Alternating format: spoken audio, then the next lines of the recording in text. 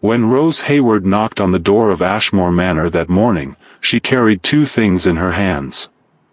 A suitcase, small, black, its corners worn. Everything a woman could own was inside it: 3 dresses, a few books, a handful of money. That morning she had emptied her room because she could not pay the rent. The landlord had been kind. He had not slammed the door in her face, he had simply not left it open. And a medal, threaded onto a thin chain, always around her neck, always beneath her shirt. The medal was cold, always cold, but Rose was used to it. She had been used to it for years. The door opened. Inside, everything was large. Rose had entered grand houses before, as a teacher, as an accountant, in temporary positions, but Ashmore was different. The entrance ceiling rose 2 stories high. The staircase was darkened oak. There were books everywhere, on shelves, on tables, on the arms of chairs. And there was dust everywhere, the dust of a good library, settled between pages, accumulated over years. Rose saw it, and something inside her stirred. Something familiar, warm, something that reminded her of her father's study.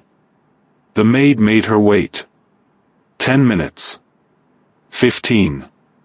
Then she let her in. Duke Silas Ashmore was at his desk. 38, perhaps 40. Dark-haired, disheveled, not deliberately, simply careless. His coat was fine but worn without attention.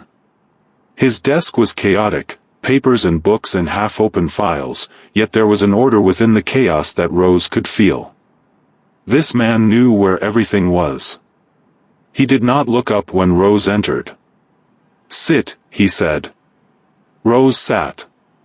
The maid left, the door closed, and Silas was still looking at his papers.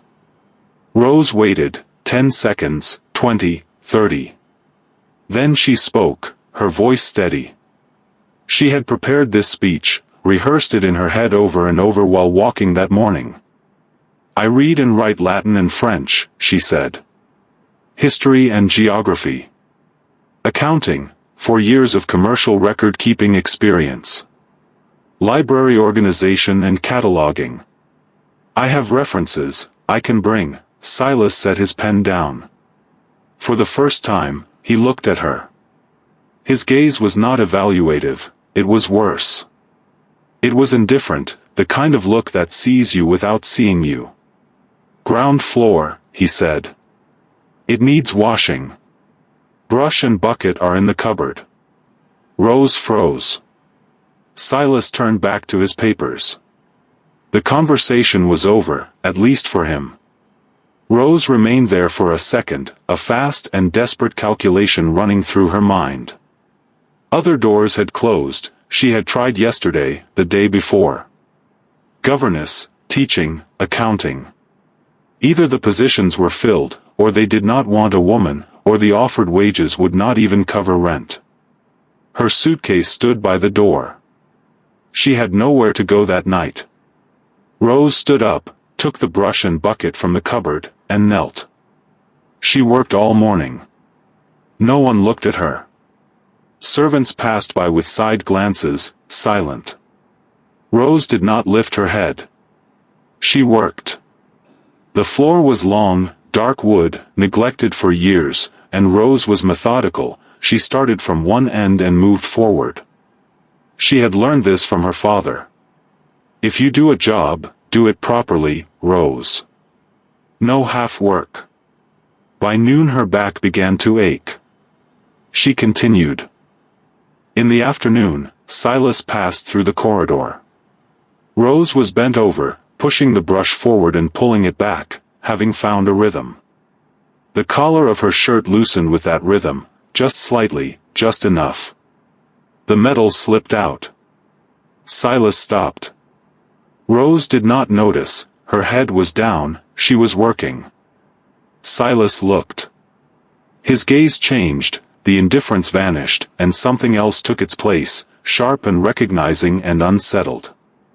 It was a silver medal, oval, finely engraved, with a raised crown and wreath, and beneath it, small letters. Silas recognized the medal.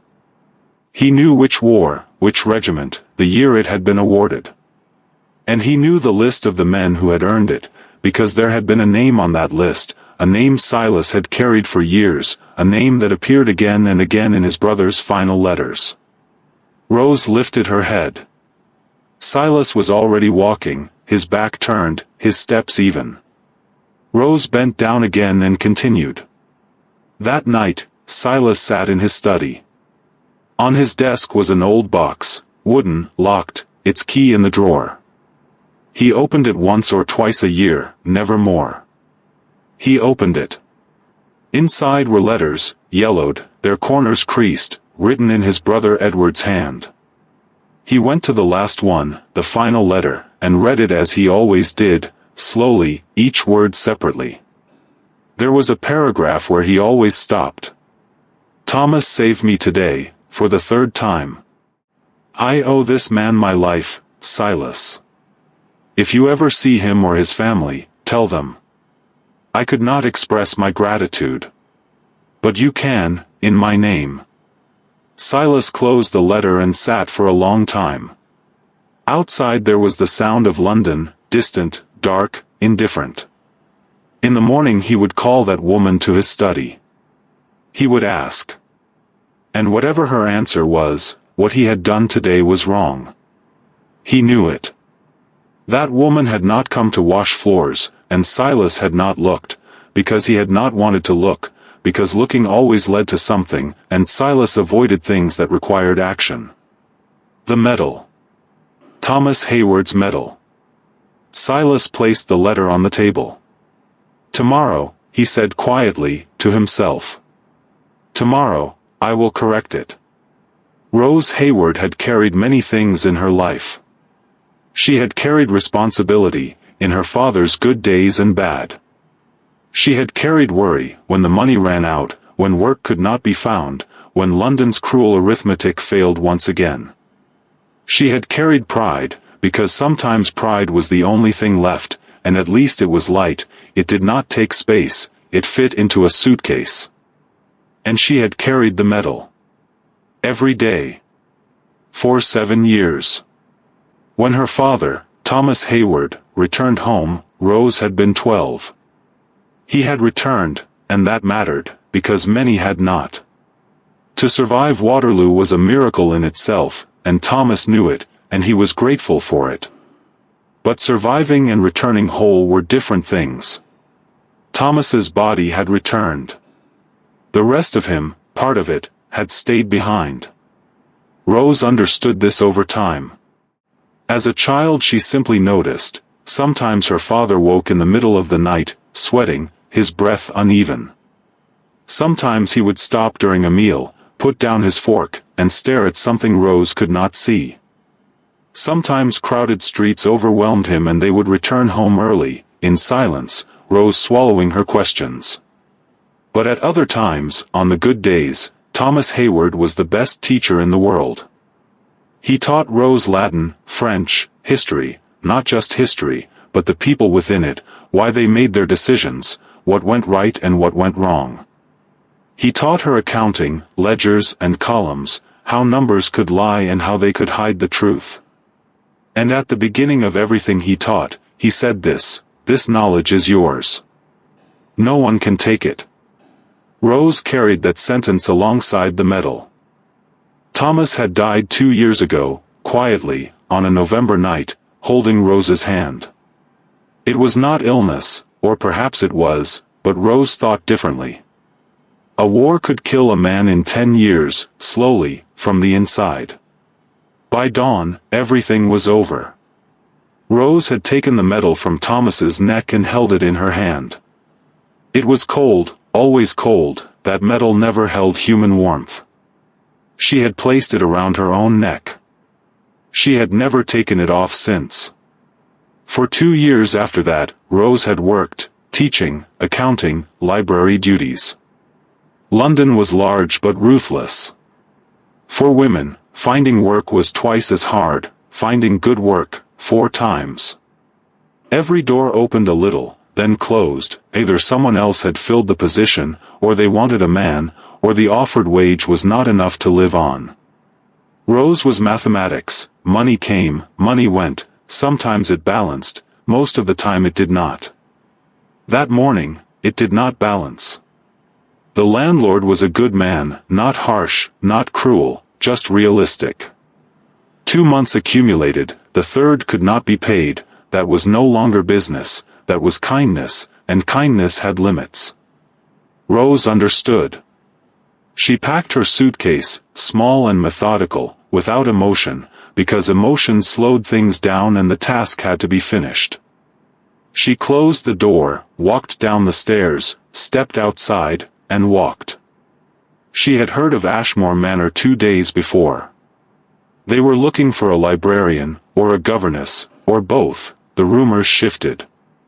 Duke Silas Ashmore was one of the wealthiest men in London, unmarried, no children, his estate vast and visibly understaffed. Rose went to the door that morning prepared. Being prepared, she had learned that from her father too. When you enter a room, know what you want from that room. Know what you can offer. And know what you will take when you leave. Rose knew what she wanted: work, a reasonable wage, a roof. She knew what she could offer. She had listed everything while walking to the door: Latin, French, history, accounting, cataloging, correspondence management, child education. What she would take when she left, she did not yet know. Silas Ashmore did not listen to her. This did not entirely surprise Rose, but it was something she had not prepared for. She had prepared to be rejected, to be questioned, for a dismissive look, a hesitation, a "we will call you." But not being listened to, that was different. She was speaking while the man looked at his papers, and the papers were more interesting. Everything she had built over years, everything her father had taught her, every hour spent in that small room among books, all of it was enough, yet not even worth listening to across that desk. Rose finished speaking. Silas set his pen down, looked, and said, "The ground floor is waiting to be washed." In that moment, Rose felt many things. She felt anger first, sharp, real. Was it contempt, disregard, or simply the way a duke looked at a woman? Then she felt exhaustion, deep and bone level. For 2 years she had been knocking on doors, preparing, presenting, waiting. And now she was here, in one of the largest rooms of one of London's grandest houses, being told to scrub floors. Then came calculation, cold, practical, pushing emotion aside. Where would she be tonight? Her suitcase was at her feet. The money would not last 3 weeks. The weather was turning cold. Rose stood. She took the brush and the bucket from the cupboard. And her father's voice came back to her, from one of the good days, said once over a small complaint, "If you do a job, do it properly, Rose. No half work." Rose knelt. And she did it properly. That night, Silas investigated. Thomas Hayward, 52nd Regiment, Waterloo, 1815. Medal record, awarded for patriotic and courageous service. Survived. Returned to London. Later records: small accounting work, private tutoring, irregular income. 1845, death record. 1 daughter left behind. Silas closed the file, opened the box, took Edward's letters, found the last one, and read the paragraph he always read. "Thomas saved me today." For the 3rd time. He extinguished the candle and sat in the dark. "Tomorrow," he said, this time not to himself, but to Edward, as always, without admitting it, without letting anyone hear. "Tomorrow, I will correct it." At 8 in the morning, Rose was sitting in the kitchen. Not with the servants, their table was full, crowded. Rose had taken the small stool by the window and held her tea in both hands. The warmth was good, because outside it was cold, and when she had set her suitcase in a corner that morning, something small inside her had broken. She had not acknowledged it yet. But the warmth of the tea was real, and sometimes real things were enough. Mrs. Holt, the head housekeeper, in her 60s, with the kind of gaze that weighed everything, approached her. "The Duke wants you," she said. "In the study." Rose set her tea down. Now? Now. The study looked different from yesterday. Perhaps it was the morning light, perhaps Rose had been too tense to see it properly before, but now she saw, books from wall to wall, files stacked near the window, that organized chaos on the desk, and beneath everything an order she could feel. Silas was at his desk. This time, he looked at her. Rose entered, closed the door, and stood in front of the desk. Silas waited a second, then spoke. "Sit." Rose sat. Silas looked at the papers on his desk, but this time they were not an excuse, it seemed he simply needed somewhere to place his hands. Then he asked, "What is your father's name?" Rose had not expected that question. She had prepared for an apology perhaps, or another task, perhaps a repetition of yesterday on a different floor. But this specific question was not one she had prepared for. "Thomas," she said. "Thomas Hayward." Silas's face did not change, but something shifted around his eyes, very small, very quick. "The regiment?" he asked. "Waterloo?" Rose froze. "Yes," she said, her voice steady but with a question inside it. Silas stood up. Rose would learn this habit of his over time. When he had to say something difficult, he stood and walked to the window, as if remaining still made the words harder to manage. He went to the window and looked outside. "My brother was Edward Ashmore," he said. "Same regiment. Same war." Rose said nothing. Silas continued, his voice steady but with something living beneath it, something carried for years, unopened for years. "Your father's name appears in my brother's letters," he said. "Repeatedly. Until the last one." Rose's hands rested in her lap. She did not move them. "What did he write?" she asked, her voice quieter than she expected. Silas turned. "Thomas Hayward saved my brother 3 times, he said. My brother wrote that. And he died without expressing his gratitude." The room was silent. From outside came the sound of horses, distant and mixed, reminding that life continued. Rose touched the metal, reflex, as always, through the fabric of her shirt. Silas saw it. "I saw it yesterday," he said. "In the corridor." Rose nodded.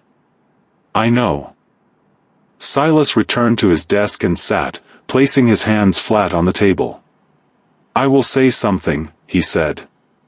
"And I should have said it yesterday, when you entered this room. But I did not." Rose waited. "I did not listen to you yesterday," Silas said. "I apologize for that, not for the floor. For not listening." Rose took a second to absorb the apology. People did not apologize, not like this, not directly, not cleanly. Usually they circled around it, justified it, buried the apology inside something else. Silas had not buried it. "All right," Rose said. Then added, "Thank you." Silas picked up a paper. "There is a position for library management," he said, "including archives and accounting records. This house has not been properly managed for 10 years, documents are missing, there is no catalog, accounts are disordered." Rose listened. "But," Silas said, "I will not give you this position because of your father's name. Do you understand?" Rose understood completely. "Yes," she said.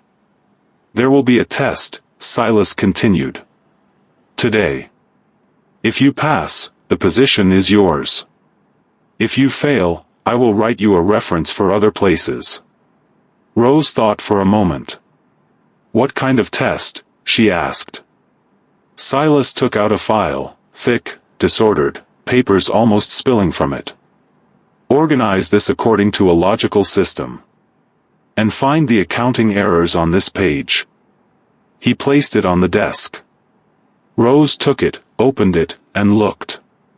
The file was truly chaotic, decades of documents, not ordered by date, not by subject, not by any system.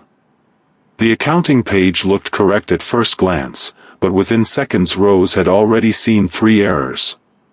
"May I begin?" she asked. Silas stood.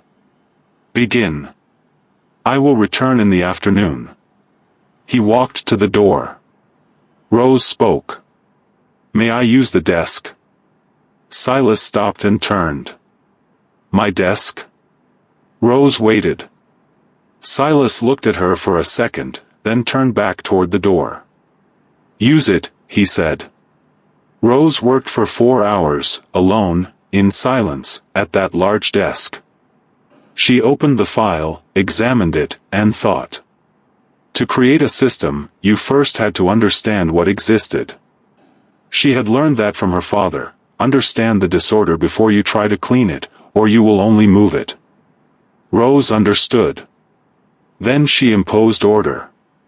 By subject, then by date, then by importance, a heading for each group, short notes under each heading, a separate list for missing documents, what was missing, where it might be, how it could be found. She found 5 errors in the accounting page. 3 were simple, addition mistakes. 2 were deeper, numbers taken from the wrong columns, unnoticed for years. She wrote them on a separate sheet, explained why each was an error, and wrote the corrected versions. At 2 in the afternoon, Silas returned. Rose stood. Silas took the file and examined it, turning pages, reading notes, studying the list for a long time. Then he took the accounting sheet and read it. 5 errors, he said. Yes, Rose said. The last one, in the 6th column, goes back 8 years. Small, but accumulated. Silas set the paper down and looked at her, this time with an evaluative gaze, but different from before. Yesterday it had been indifferent. Now it was attentive. You passed, he said. Rose said nothing. You start Monday, Silas continued, and named a figure for the salary. Rose calculated, rent would be covered, there would be food, a small saving could begin. All right, she said. Silas added one more thing, this time not addressing the desk but looking at Rose directly. Your suitcase was by the door, he said. Yesterday. Rose did not answer. Where were you going to stay tonight? Rose paused. I was about to find out, she said, her voice steady. Silas nodded. There are rooms for staff in the manor, not ready, they need cleaning, but usable tonight. Rose looked at him. This is not because of your father's name, Silas added. Staff have always stayed here. Rose understood, she understood the distinction, and that Silas wanted that distinction to be clear. Thank you, she said. Silas walked to the door, stopped, and spoke without turning. If you ever wish to ask about my brother Edward, in time, if there are things your father told you, he paused. I would like to hear them. That is all. And he left. Rose remained at the desk. She touched the metal, that cold, familiar, ever-present metal. Father, she said in her mind, quietly, where no one could hear. We are here. The first week passed quietly. Rose settled into the library, not physically, but mentally. She learned what each shelf contained, which file belonged where, which document was missing, which record was wrong, which account held an error no one had seen in 10 years. The manor was large, but the library was her room. She recognized the feeling, it was her father's study, the smell of books, the sound of paper, that strange piece of getting lost and found within a system. It felt good. It took her a few days to admit that to herself. Silas came to the library, not every day but at irregular intervals, to take a book, to ask for a document, sometimes just to pass through. Rose would lift her head, give the necessary answer, and Silas would leave. But sometimes he stayed. He would ask a question about work, always about work, and Rose would answer. Silas would listen, that real listening Rose had noticed from the first day. This man truly listened. He did not act as if he already knew the answer. He did not prepare his next question while she spoke. He simply listened. That was unusual. And unusual things made Rose cautious. On Wednesday of the second week, the former accountant arrived. His name was Graves, Edmund Graves, middle-aged, well-dressed, pleasant. When he entered, he greeted Mrs. Holt like an old friend and joked with the servants. Rose watched him from the library. She felt something, difficult to describe, impossible to explain logically, but real. That evening she went to the study. "Your former accountant came," she said. "Graves." Silas looked at her. "Why?" "I don't know," Rose said. "But he asked about the library, which rooms I enter, what I am working on." Silas said nothing, but his hands tightened slightly on the desk, briefly. "Continue," he said. "Your work." Rose continued. And in the third week, she found it. While searching for missing documents, tracking files that existed in the catalog but not physically, an inconsistency appeared. Small, but Rose paid attention to small inconsistencies. Her father had taught her, big wrongs begin small, Rose. Catch the small, you prevent the large. One column was wrong. The numbers did not align. But the misalignment had a pattern, it was not random, it was deliberate. Rose went deeper. It took 2 days. She began early in the morning and continued late into the night, eating in the library while Mrs. Holt brought food without asking and said nothing. In the end, the pattern emerged. 12 years, small amounts, at regular intervals, from different accounts. Separately, invisible. Together, large. Very large. Edmund Graves had been taking money from Ashmore Manor for 12 years. Silas did not know. Rose organized the documents. Every page in chronological order, notes beneath each inconsistency, what it was, where it came from, where it went. Clear, readable, indisputable. Then she found Silas.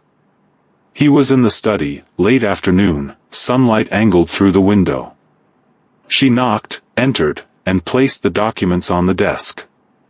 "You need to see this," she said. Silas took them and turned the pages. Rose waited, counting in her head, 5 minutes, 10. Silas made no comment while reading, asked no questions. At 15 minutes, he set them down and raised his head. "Graves," he said. Rose nodded. Silas placed the documents on the desk carefully, precisely. "When did you find this?" he asked. "I have been working on it for 2 days," Rose said. "Finished last night." Silas looked toward the window. "Does anyone else know?" "No. I came directly to you." Silas stood, that habit again, standing when something difficult had to be said. But this time he did not go to the window. He remained by the desk and looked at Rose. "You did well," he said. "Very well." Rose did not know what to do with the praise, because praise from Silas was unexpected. He was economical with words, and that was why they carried weight. "Thank you," she said. Silas took the documents, placed them in a drawer, and locked it. "Do not say anything to Graves," he said. "Not yet. I will handle it." Rose nodded and walked to the door. "Rose," Silas said. She stopped. "Be careful. Graves has connections in this house. And he has much to lose. Rose turned and looked at him. I understand, she said. Silas nodded. Rose left. That night she was working late in the library. A candle burned, the house was quiet, the staff had retired, and Silas was likely in his study. She heard footsteps, heavy, coming down the corridor, approaching the door. The door opened. Graves entered. He was not alone, someone else was behind him, younger, larger, unfamiliar. Rose stood, the pen still in her hand. Graves smiled, that familiar, friendly, entirely false smile. Working late, Miss Hayward, he said. Rose said nothing. Graves stepped inside, slowly, comfortably, as if it were his own house. I was thinking about the documents, he said. The ones you found. Would you give them to me? Which documents? Rose asked. Graves smiled. This game is tiring. He stepped closer. Will you give them? My friend is asking as well. The man behind him stepped forward. Rose moved around the desk and drew closer to the back corner of the library, instinct, to gain space. But the room was large and there were two men. Graves continued speaking, his voice remaining gentle. Men like him stayed gentle until the end. I don't want to harm anyone, he said. Just the documents. Then I leave, you continue, no one knows anything. Rose did not answer. Because the door opened. When Silas entered, the room froze, everyone exactly where they stood, no one moving, 1 second of complete stillness. Silas saw the situation, took it in quickly and efficiently and without a word. Then he looked at Graves. His voice was low, not threatening but worse, completely calm, completely certain, leaving no space for negotiation. Leave. Graves' smile vanished. Silas, he said. We were just, leave, Silas said. I will not repeat it. The man behind Graves looked at him. Graves calculated, Rose saw it in his eyes, that quick, cold calculation. Then he turned. They both left. The door closed. Silence remained. Rose stood by the desk, her hands trembling, she could feel it but could not stop it. That was how adrenaline worked, sometimes the body made its own decisions. Silas turned to her. Are you all right? He asked. Yes, Rose said, her voice coming out steady, though not as steady as she intended. Silas stepped closer, not too close, but present, at that distance, with that certainty. Sit, he said, quiet and calm. Rose sat. Silas went to a small table in the corner of the library, found water, found a glass, and brought it. Rose took it and drank. Silas sat across from her and waited. Rose finished the water. Were you following me? She asked. Silas answered as he always did, honestly. I learned Graves came this evening, he said. I came to warn you. I was late. Rose nodded. The documents are safe, she said. I made copies. Stored them in different places. Silas looked at her. When? Last night, Rose said. After I found you. Silas paused for a second. You thought this might happen? Rose shrugged. My father taught me, important things have copies. Always. Silas looked at her with that attentive, seeing gaze. Then he said something unexpected, unprepared, completely outside his usual economy of words. If my brother had known you, he said, as he knew your father, he would have been very pleased. Rose took the sentence and let it settle inside her. Her eyes filled, she could not stop it and did not want to. Some things were not meant to be held back. Thank you, she said, her voice quiet but real. Silas nodded and stood. "Tomorrow, we go to the prosecutor," he said. "With the documents." "Together." Rose looked at him. "Together?" Silas walked to the door. "Together," he said. And left. Rose remained in the library. She touched the metal, that cold, familiar, ever-present metal. She felt something, not exactly her father's presence, but something different. A continuity. Thomas Hayward had saved Edward Ashmore. And now Edward's brother had stood at the door for Rose Hayward. A circle was closing, quietly, without anyone noticing. But it was closing. The prosecutor received them on Friday morning. Rose had prepared her documents carefully, every page numbered, every inconsistency explained, the chronology clear. Silas stood beside her. He did not speak much. Rose spoke. She explained the documents, the system, the numbers. The prosecutor listened. At the end, he removed his glasses, placed them on the desk, and looked at Rose. "Who did you say you are?" he asked. "Library manager of Ashmore Manor," Rose said. The prosecutor looked at Silas. Silas nodded. "Yes," he said. "She is." Graves was arrested 2 weeks later. Quietly, London handled such things quietly. Large names and large cases entered the courts through back doors. It was not in the newspapers immediately, though rumors spread, as they always did. The manor continued. Rose continued. One Tuesday afternoon, Silas came to the library. He held a small wooden box, locked. Rose recognized it. She had seen it before in the study.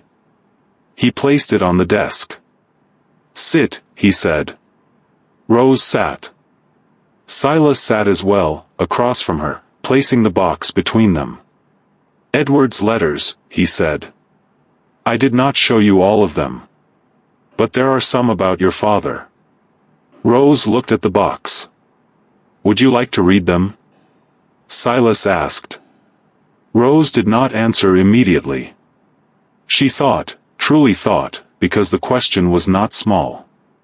She knew her father, but she did not know him through another man's eyes, in that dark and difficult place, beside that man. Sometimes knowing was heavy. Sometimes not knowing was heavier. "Yes," she said. Silas opened the box and took out several letters, yellowed and carefully folded, and placed them on the desk. Rose took one and opened it. Edward's handwriting was thin and quick, written in haste when there was little time, but readable. She read. The first letter described Thomas, what kind of man he was. Quiet, but reliable. Thoughtful. Understood humor, but did not use it unnecessarily. Rose smiled, briefly and softly. This was her father. Exactly. The second letter was more serious, written after a battle. Edward had written, "Today was a bad day. Thomas was beside me again. That is enough." Rose paused. That is enough. Something her father always said, in different words, in different contexts, enoughness, the value of simply being there. Not grand gestures, but quiet continuity. She opened the third letter, the last one. She checked the date, from the final weeks of the war. She read. Thomas saved me today. For the third time. I owe this man my life, Silas. If you ever see him or his family, tell them.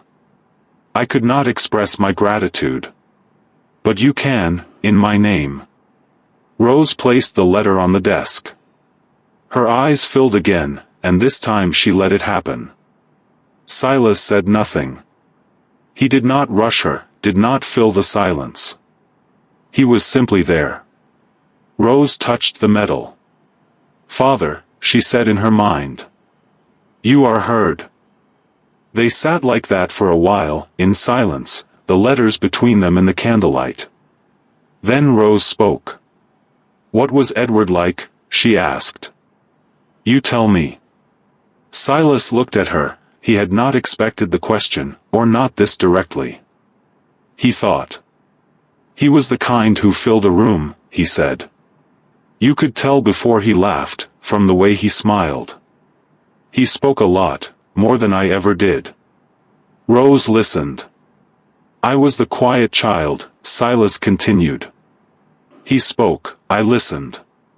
It never tired me, it was simply how we were." "Did you miss him?" Rose asked. Silas looked toward the window. "Every day," he said. Rose nodded. "I miss my father too," she said. "Every day." After that day, something changed. Slowly, unnoticed, but it changed. Silas came to the library more often. He sat, he spoke, more than before, more than ever. Rose listened, asked, answered. And one evening Rose realized, this man was no longer asking only work-related questions. And she herself was no longer giving only work-related answers. She noted it. Tried to ignore it. Failed. The Ashmore Manor Library had become one of London's referenced archives.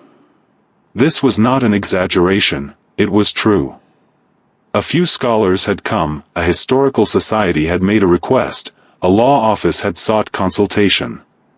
Rose received them all, explained her system, showed the records, answered questions.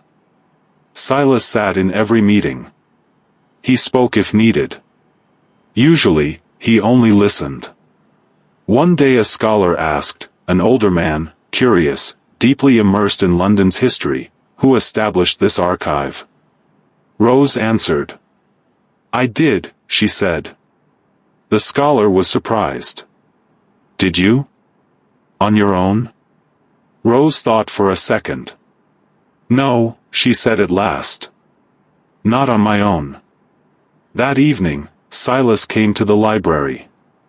It was late, the staff had withdrawn, and the house had its quiet sounds, the creak of wood, a distant door. Rose was placing books on a shelf. She turned. Silas stood by the table, holding something small. Rose looked. He extended it. She took it. It was a small envelope, and inside, a single page, Edward's handwriting, but a letter Rose had never seen before. She looked at Silas. After the last letter, Silas said. A week later. He never sent it. I found it in his bag. Rose opened it and read. Edward had written, Silas, Thomas has a daughter. I do not yet know her name. But know this, she will be well raised. Thomas is a good man, a good father. If you ever meet her, tell her, it is an honor to be the friend of her father. Say that for me. Rose held the letter for a long time. Then she looked at Silas. You told me, she said. Silas nodded. I was late, he said. But I told you. Rose folded the letter and placed it in her pocket, beside the medal, beside that cold, familiar, ever-present medal. Thank you, she said. Silas took a step and stopped. Rose, he said. She paused.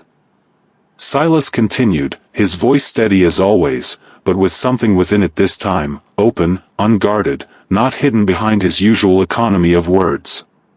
This house, he said. It has been silent for a long time. Since you came, he stopped. Rose waited.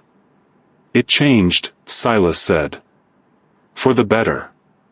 Rose looked at him. In the candlelight, among old books, in front of shelves a century old, two people stood there. Both had lost something. Both carried something. And both were here. Rose spoke, quietly but clearly. It changed for me too, she said. Outside there was the London night. Inside, the candle burned. And Rose Hayward, The woman who had come to that door with a suitcase that morning, who had scrubbed floors, who had carried her metal, Rose Hayward was home. Her father's voice came to her mind, that familiar, warm voice, always arriving at the right moment. If you do a job, do it properly, Rose. She had all of it. Thank you for listening all the way to the end. It truly means more than you think. Tell me where you're watching from. I read every single one, and I love seeing how far these stories travel. If this story stayed with you, don't forget to subscribe. There's always another one waiting for you here.